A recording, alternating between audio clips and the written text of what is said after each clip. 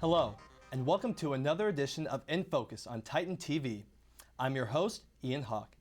Today we have a very intriguing show in store as we take a fascinating look into a special selection of 4 Cal State Fullerton student films. We will be screening trailers from them and follow up with a discussion with each film's student director.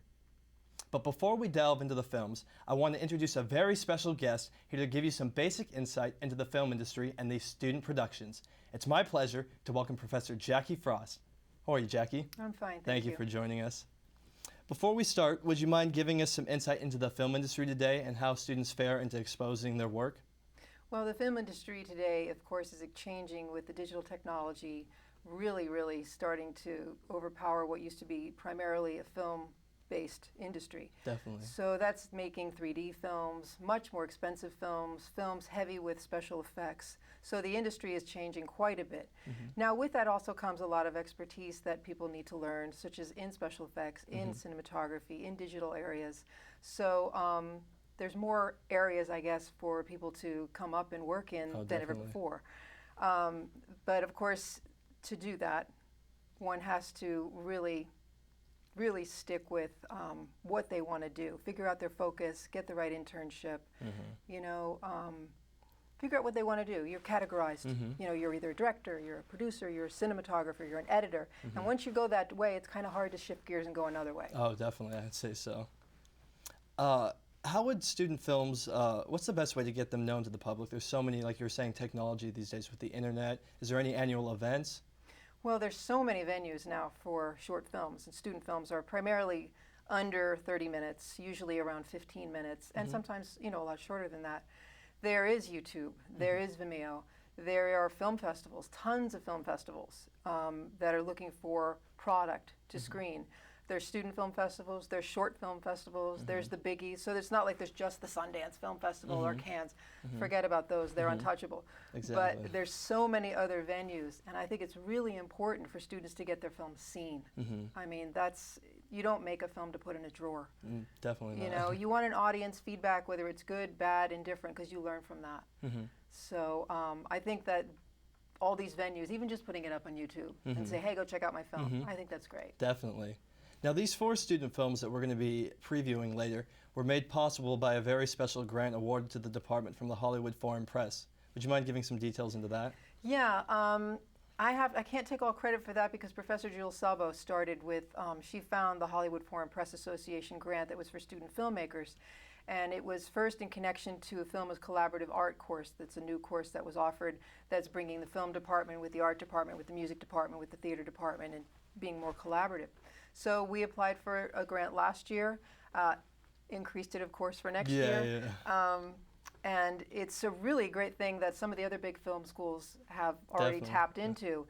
And that gave students the opportunity to have some financial backing to their product, have that title Hollywood Foreign Press Association attached to their film. And it kind of ups the ante a little, the credibility of it. So I think it's a great, you know, financial support that they're giving student filmmakers because they see student filmmakers as the filmmakers of the future. Definitely. And I think it definitely shows too. Before we move on to the actual screenings of the previews, is there anything else you'd like to add about these individual student filmmakers or working with them on these projects? Well, I've been teaching film production for over 20 years now, and I love when students come in all excited and eager and they want to develop their project, they want to learn their craft, they want to get something finished. And lots of times in the past, it had always been a struggle with financing, you know, and it still is today. But that if I could say, it's so nice to be able to say, okay, well, I can give you $4,000, or I can give you $5,000 and write a budget and go run with it. I mean, that's awesome. That's motivating. You know, and the students are much more motivated that way to get finished because there's something that's saying you have to. If it's your own financing, you can say, well, I don't have the money. Oh, well. But when you're saying, you know, you have to finish, and you have to finish by this time, and you have to do this, it's very motivating. So they get a big project done in one semester that some schools, a lot of universities, would take a full year to complete. So, you know, I have to write them kind of hard to get done. That's good, though. In a semester. And then there is the kind of, okay, well, we've got now a venue of the CSU showcase of the Newport Beach Film Festival as an outlet. We have Com Week screening, you know, and even a little exposure with this. Yeah, it's great. It's, you know, it's it makes it even more worthwhile. Definitely. Well, Professor Frost, thank you so much for joining us. We really appreciate you being here. We'll now move on to the student films. Up first is a piece depicting the hilarity that ensues when a young guy pretends to be vegan in order to impress his new girlfriend. This is Cody Niebling's Dating Vegan. Damn. Oh, Benjamin. Doesn't this cake look absolutely delicious? Benjamin, don't listen to him. Look at Natalie. Look how pretty she looks today. Don't blow it. Smell her. She smells so good today. Just take a whiff of her. Stay strong. All it is greens. Good. Ow. Try the broccoli or something different. Here. Well, I hope you all aren't too hungry after that one, because now we welcome the student director, Cody Niebling. How are you, Cody? Good, how are you? Thanks for being here. Yeah, thanks for having me, man. Now, comedy, your piece was undoubtedly very funny. Comedy is something that's very, it can be tough to pull off. So when you're creating the process, did you feel any pressure worrying that, oh, this may not be funny or this is... Honestly, I didn't, not to sound cocky or anything. Well, that's good, though. This was my first project ever working on, and I know that I want to do comedy, so I knew I wanted to make comedy, so that's just where all the focus went on. I was more stressed out about shooting days and stuff like that. Yeah, it's tough for scheduling. Yeah, but no, it turned out really funny, and I'm really happy about it. Good. Well, I thought one of the most hilarious parts was the hilarious voiceover work. Can you tell us about making the choice of putting that in there? Yeah, I wanted to kind of, I wanted to make the food a character almost, so I didn't really write it in the script that the food had lines, but I just thought it'd be funny if the food was calling to him every so often. Benjamin! Benjamin! And so that's how it really transcribed on screen, and then I just really wanted him to have like a battle with himself, and then the voiceovers, actually came alive into real things. Oh, definitely. Yeah, so. And now when you watch it back, is there anything that turned out better than you ever could have hoped for? Yeah, actually, when we do have his subconscious talking to himself, and then when it does come alive, I think that turned out really great. I'm really happy with his light and dark side. The actor, his name's Matt Kohler, he was just so funny. Yeah, and, that's what I thought too. Yeah, and when we auditioned him, he was just spot on, and we didn't even try him out for the dark and light parts. And then when he got on set, he just buttoned his shirt up really high and a white shirt for the good side, and then for the dark side, he let his collar out and he did his hair up. What you got now, huh? You got nothing now. You want lettuce, you want cake. And he was just he was such a mama's boy, and then he was so cocky, and then his normal side, and I just think it's super funny. Yeah, it definitely worked. I thought it was hilarious. Thank you, yeah. I think you'd agree that when you're doing a project such as this, that background research is a vital part of the production. Given that veganism could probably arguably be a touchy subject, did you feel any pressure in portraying that in the right way, or? Well, this film is anything but vegan. You watch it, and there's like one shot of a really puny salad, and the rest is all just meat and milk and ranch dressing. And the only thing I really researched is I had some friends that were vegan, and I kind of based it off their relationship with their boyfriend, but it was nothing as extreme as this. And then I also thought about going the route as like making it some like trendy LA scene where the girl's super into organic stuff and only uses natural face wash and stuff like that. Funny. Yeah, but decided to make it a little simpler, say that she was lying, she loves food, he loves food, and that was basically all the research I did. Yeah, well, I definitely think it was a good choice. Yeah. You did a phenomenal job. Thank you so much. Thank you so much for joining us. Yeah, of course. Up next, we have our second piece. Thinking about your worst fear is obviously a pretty frightening thing, right? Well, imagine a world where a powerful chemical could not only bring that fear to life, it could also make it so real that it could literally scare you to death. I hope you're ready to gear up for some suspense and excitement. This is Emmanuel Alvarado's Chemical 13.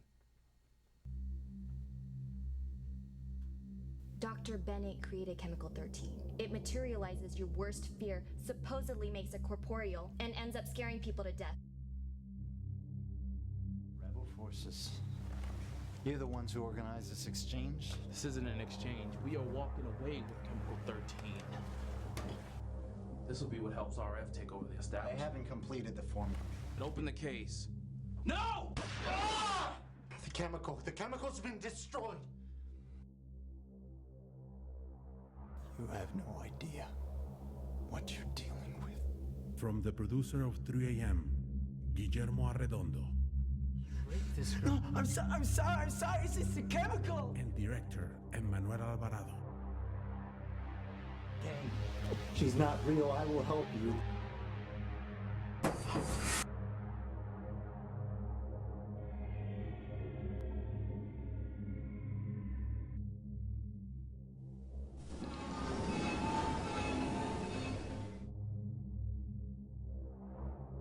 Chemical 13, coming soon.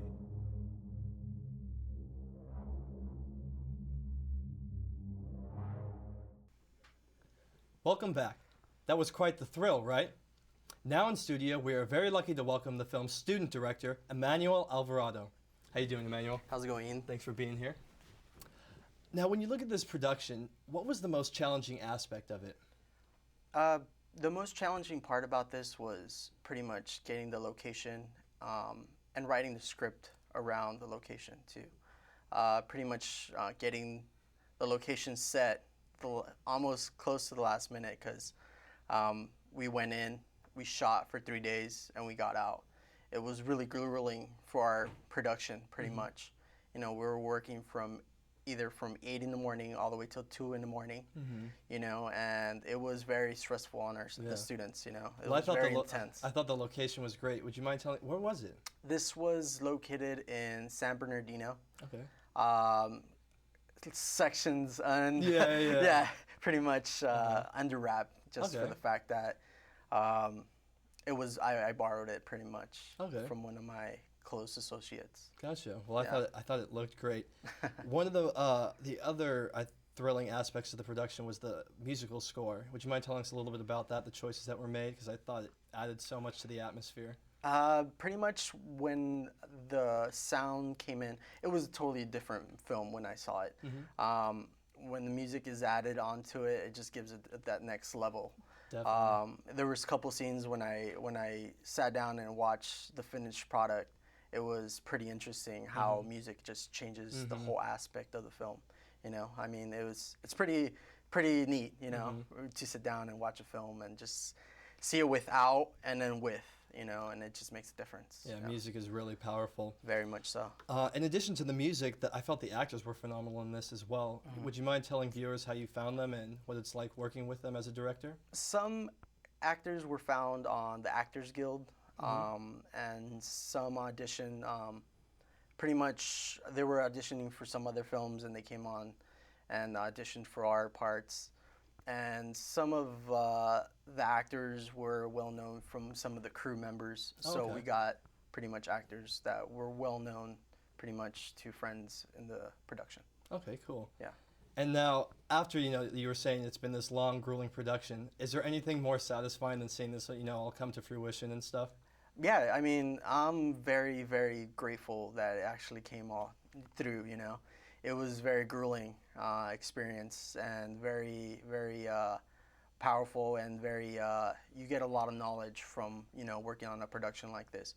It's my first time directing, so yeah, I like doing more the cinematography aspect of it rather than the directing, but when you jump into that role, it's pretty interesting. I mean, it was awesome, you know. It was a learning experience, pretty much, yeah. Well, our first two films have been fictitious stories. We'll now switch gears as we feature a rather powerful documentary from student director Tafari Gonzalez Aird. This is Solution AB12. One of the greatest injustices is that kids age out of the foster care system when they turn 18.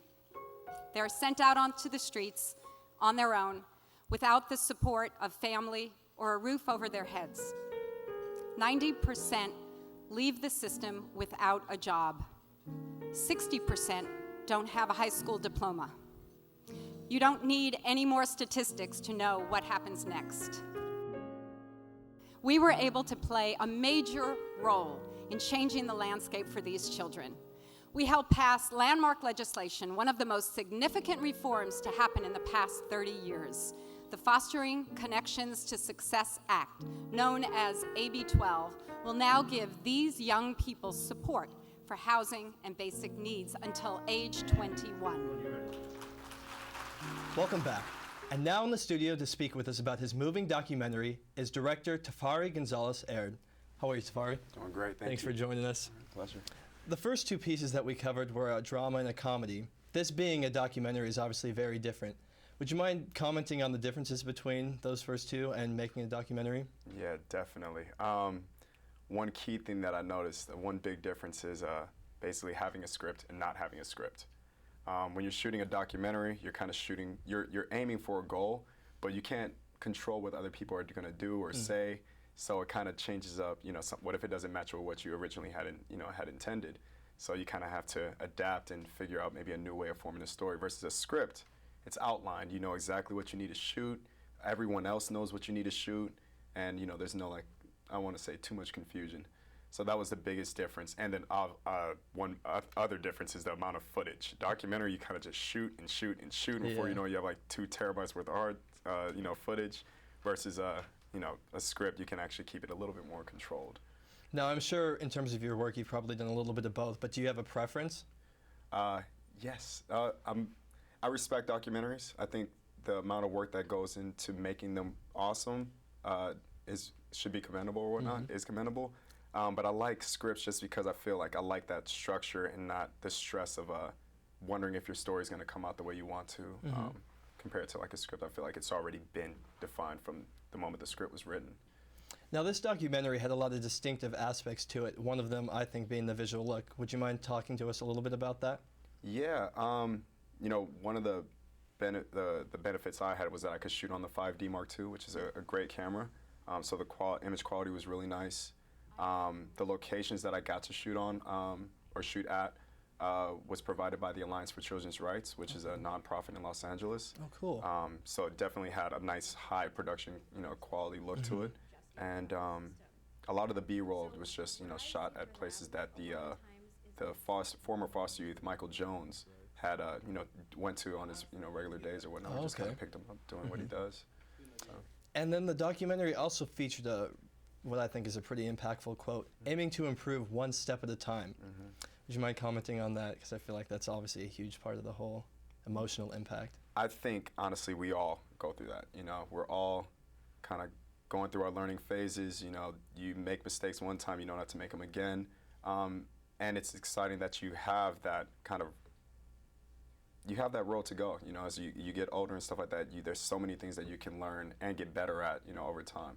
So I think that's something everyone can take away. But definitely I try to keep in my mind so I can keep going forward. Definitely. Well, Tafari, it was you did a wonderful job on it, and we thank you for being here today. My pleasure. Thanks. Thank you.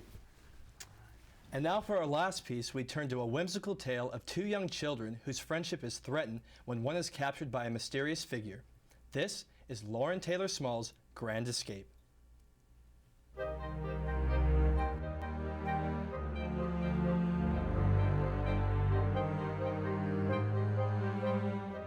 gonna run away one day, you and me.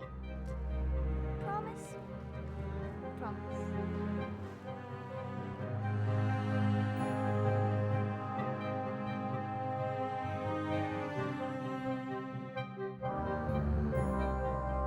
Sarah!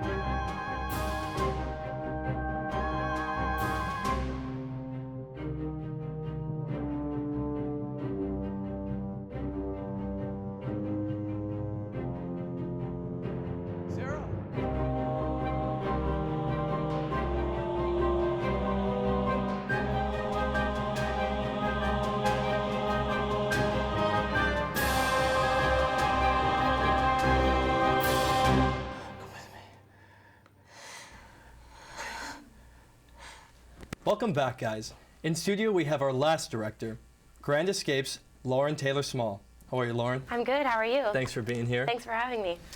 Now, Grand Escape has this extremely magical atmosphere. Did you have any particular inspiration when you were creating it? Well, it originally came from a music video idea that I had for a friend's band of mine, Joy Okay. Flying. Their music's actually in the movie. Okay. So I just kind of came up with this really whimsical, romantic concept, kind of delving into innocence and, you know, that lighthearted feeling. Mhm. And so I kind of, when I got the opportunity to make it into a short, it was perfectly fit, and I just kind of fancied a script out of that original concept. Hey, Sarah? Yeah? We're gonna run away one day. You and me. Promise? Promise. And Professor Jackie Frost, who we spoke earlier with, was involved in a huge part of this production. What was it like working with her? She was amazing. She was amazing. Because this is my first time directing, so I really didn't know what I was doing, and she was really good at helping me out and kind of guiding me without being too intense or overbearing. She kind of let me do my thing, but I could go to her for advice if I, you know. Definitely. Yeah, she was fabulous. She was fabulous. I wouldn't have been able to do it without her help. Definitely. And then in addition to her, a huge part of your family was actually involved as well, correct? Yes. What's it like working with family? It was a family affair, let me tell you. My dad and my aunt actually built the miniature tent that's in the story. Okay. They were there on set every day, helping out, like picking up lunch for everybody. They were helping set up the different shots, moving all the big furniture, because it was a big place that we shot at. So it was definitely nice to have their helping hand, and a lot of them were really generous in helping us get some funding for it. Mhm. So definitely there's a lot of smalls in this movie, so that was fun. That's awesome. Yeah. Now, you were just talking a little bit about your family on locations. I thought the locations were incredible in this. The forest was a beautiful sequence. Would you mind talking a little bit about that? Yeah, the forest was a nightmare. We actually didn't know where we were shooting until maybe an hour before we shot it. Oh, shoot. And we stole the shots all day, so we didn't get a permit because just a whole lot of stuff happened. But basically, I was up at 5:30 hiking through the forest in Lake Forest trying to find the perfect patch of trees that would work. Mhm. And we were freaking out because the sun was coming up and it was coming to, you know, we had to start shooting or we'd lose time. So Definitely. we just kind of miraculously, by the luck of something, we found the perfect little spot, and then we did that all day. And then we shot at an abandoned dinner theater in Tustin, I believe, Tustin. That was by luck as well, because we had another location in LA that I definitely didn't love as much. Oh, okay. And then kind of by luck, most of this stuff is all by luck. Yeah, definitely. By luck, we found this dinner theater because my mom actually used to go there all the time with her best friend. It shut down. She was all depressed about it, and then she's like, "Wait a second, you can film there." And then I went there and we filmed there. Oh, fantastic. Yeah. In addition to location, I felt the acting was superb as well. You had child actors. What was it like working with them? I was nervous about it, I'll be honest, but they were amazing. They were amazing. They were really good. They were very professional for their little age. They were rarely involved, and like Tiara, she was on my back half the time, making me give her piggyback rides while I'm trying to direct the scenes. Oh, but too funny. It was so fun. They were really fun. I was sad that they had to leave. But. Where'd you find them? We used cast with a Z.com, Okay. just different various casting databases in LA. So we were Perfect. lucky to find them, and they were so cute. Yeah. Well, in the end, I mean, I can't tell you enough how beautiful this piece is. It really was Thank amazing. you. So I we thank you appreciate so much for being here today. Thank you for having me. Take care. Unfortunately, that's all the time we have for today. We hope you've enjoyed this segment of In Focus on Titan TV. Until next time, I'm your host, Ian Hock. Thanks for tuning in.